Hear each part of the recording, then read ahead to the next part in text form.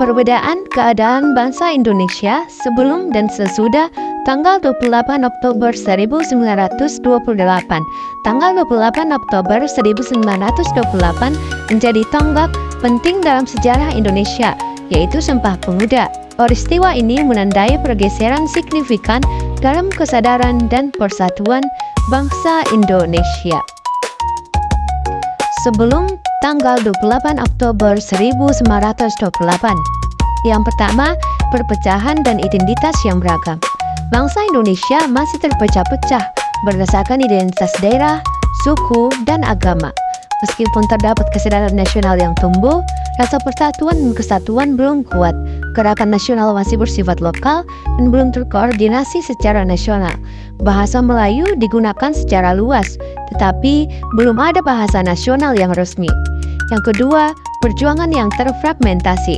Perjuangan melawan penjajahan Belanda dilakukan secara sporadis dan terfragmentasi. Perlawanan seringkali dipimpin oleh tokoh-tokoh lokal dan kurang terkoordinasi secara nasional.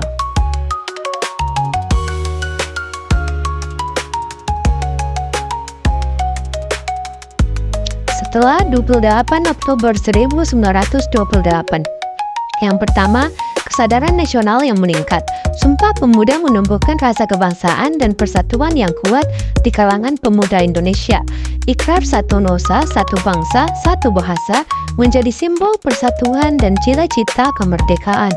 Hal ini mendorong lahirnya gerakan nasional yang lebih terorganisir dan terkoordinasi. Yang kedua, bahasa Indonesia sebagai bahasa persatuan. Penggunaan bahasa Indonesia sebagai bahasa persatuan semakin meluas setelah Sumpah Pemuda. Hal ini mempermudah komunikasi dan koordinasi antar berbagai kelompok di Indonesia. Yang ketiga, perjuangan yang lebih terkoordinasi.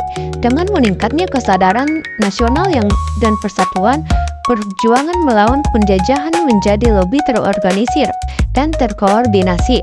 Berbagai organisasi pemuda dan pergerakan nasional bekerja sama untuk mencapai tujuan kemerdekaan. Berikut 10 bentuk-bentuk perjuangan bangsa Indonesia sebelum tanggal 28 Oktober 1928. Yang pertama, Perang Sisingamangaraja atau Perang Batak. Perang Sisingamangaraja juga dikenal sebagai Perang Batak adalah perang perlawanan yang dipimpin oleh Sisingamangaraja 12 melawan penjajahan Belanda di wilayah Batak, Sumatera Utara dari tahun 1878 hingga 1907. Perang ini merupakan perlawanan yang sangat gigih dan berlangsung selama hampir 3 dekade. Yang kedua, Perang Padri. Perang Padri adalah perang yang terjadi dari tahun 1803 sampai 1837 di Sumatera Barat, Indonesia antara kaum Padri dan adat. Kaum Padri adalah umat Muslim yang ingin menerapkan syariat Islam di negeri Minangkabau di Sumatera Barat, sedangkan kaum adat mencakup para bangsawan dan ketua-ketua adat di sana.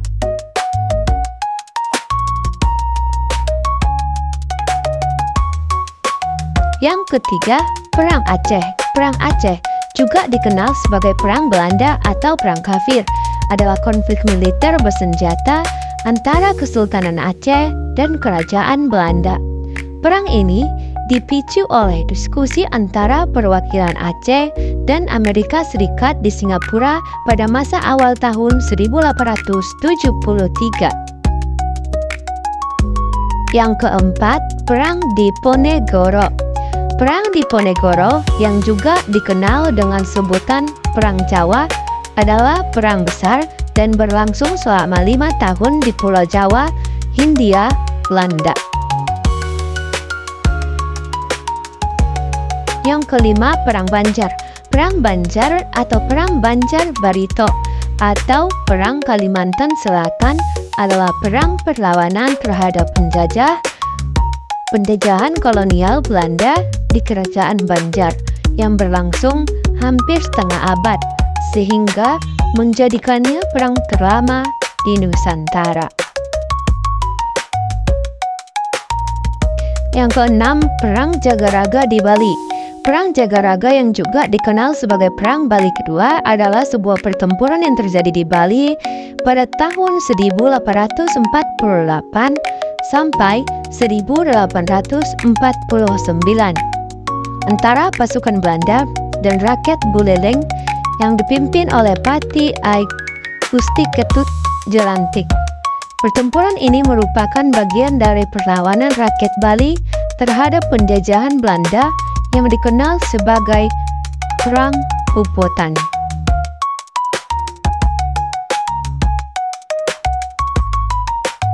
Yang ketujuh, Perang Pattimura. Perang Pattimura adalah pertempuran yang terjadi di Maluku pada tahun 1817.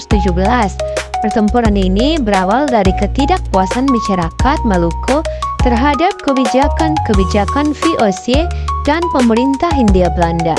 Pertempuran ini dipimpin oleh Thomas Matulesi atau yang lebih dikenal dengan sebutan Kapitan Pattimura. Yang kedelapan, Perang Rakyat Minahasa.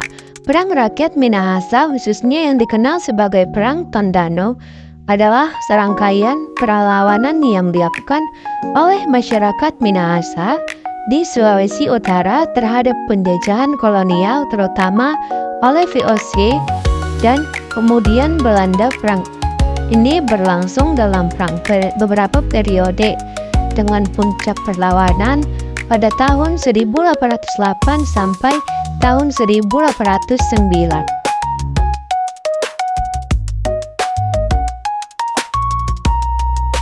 Yang kesembilan, Perang Rakyat Sunda. Perang Rakyat Sunda seringkali mengacu pada Perang Bubat, pertempuran antara Kerajaan Sunda dan Kerajaan Majapahit pada abad ke-14. Perang ini terjadi di lapangan Bubat, tempat rombongan Kerajaan Sunda yang datang ke Majapahit untuk pernikahan politik dibantai oleh pasukan Majapahit. Yang ke-10, Organisasi Budi Utomo. Budi Utomo adalah sebuah organisasi perkumpulan pertama di Indonesia yang bersifat nasional dan bersifat modern, yang didirikan pada tanggal 20 Mei 1908. Organisasi ini dikenal sebagai simbol kebangkitan nasional Indonesia dan menjadi tonggak awal perjuangan kaum muda Indonesia.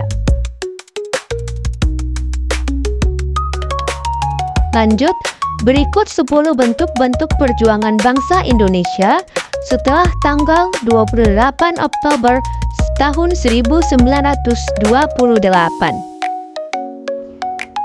Yang pertama, peningkatan pergerakan nasional. Peningkatan pergerakan nasional adalah peningkatan semangat dan aktivitas perjuangan rakyat Indonesia untuk mencapai kemerdekaan dan membangun negara yang merdeka. Pergerakan nasional ini meliputi berbagai aspek seperti sosial, budaya, ekonomi, dan politik dengan tujuan untuk meningkatkan kesadaran nasional dan membangun solidaritas untuk mencapai kemerdekaan. Yang kedua, diplomasi. Diplomasi adalah seni, ilmu, dan praktik dalam mengelola hubungan antar negara, individu, atau kelompok dengan tujuan mencapai kesepakatan, menyelesaikan konflik, dan memajukan kepentingan bersama melalui negosiasi, dialog, dan komunikasi. Secara sederhana, diplomasi adalah cara berkomunikasi dengan berinteraksi dengan pihak lain untuk mencapai tujuan yang diinginkan secara damai dan berkelanjutan.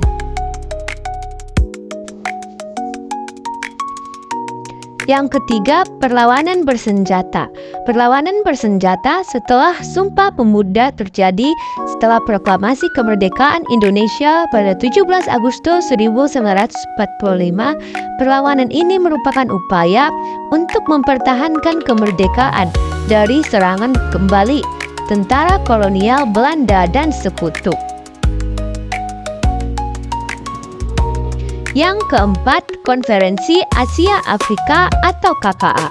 Konferensi Asia Afrika atau KKA diselenggarakan di Bandung pada tanggal 18 sampai 24 April tahun 1955. Beberapa tahun setelah Sumpah Pemuda 1908, KAA adalah sebuah pertemuan bersejarah yang mempertemukan 29 negara Asia dan Afrika untuk dibahas isu-isu bersama, terutama yang berkaitan dengan kolonialisme, kemerdekaan, dan perdamaian. Yang kelima, pemuda sebagai garda terdepan. Pemuda adalah garda terdepan bangsa. Peran mereka semakin penting setelah Sumpah Pemuda. Sumpah Pemuda mengajarkan pentingnya persatuan, dan pemuda diharapkan menjadi contoh dalam menjaga keberagaman serta membangun bangsa yang damai. Mereka juga diharapkan menjadi agen perubahan yang membawa ide-ide segar dan solusi inovatif untuk kemajuan bangsa. Yang keenam, pembentukan KBIM. Pembentukan Komisi Besar Indonesia Muda atau KBIM merupakan hasil dari Kongres Pemuda kedua yang diselenggarakan pada tanggal 27 sampai 28 Oktober 1928. Tujuan pembentukan KBIM adalah untuk membentuk organisasi baru yang menjadi wadah bagi organisasi pemuda kedaerahan. KBIM memiliki tugas menyusun anggaran rumah tangga dan anggaran dasar organisasi Indonesia Muda. Yang ketujuh, melestarikan budaya dan sejarah. Setelah Sumpah Pemuda, melestarikan budaya dan sejarah dapat dilakukan dengan berbagai cara, seperti melalui pendidikan, seni, dan budaya populer. Generasi muda perlu memahami sejarah bangsa, menghargai keberagaman budaya, dan aktif dalam mengembangkan seni dan budaya lokal. Yang kedelapan, pembentukan pemerintah yang sah. Pembentukan pemerintah yang sah di Indonesia setelah Sumpah Pemuda adalah proses yang panjang dan rumit, dimulai dengan perjuangan untuk kemerdekaan dan berlanjut hingga proklamasi kemerdekaan.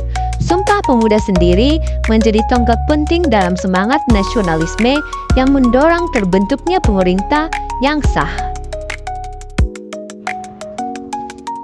Yang kesembilan, perjuangan ekonomi.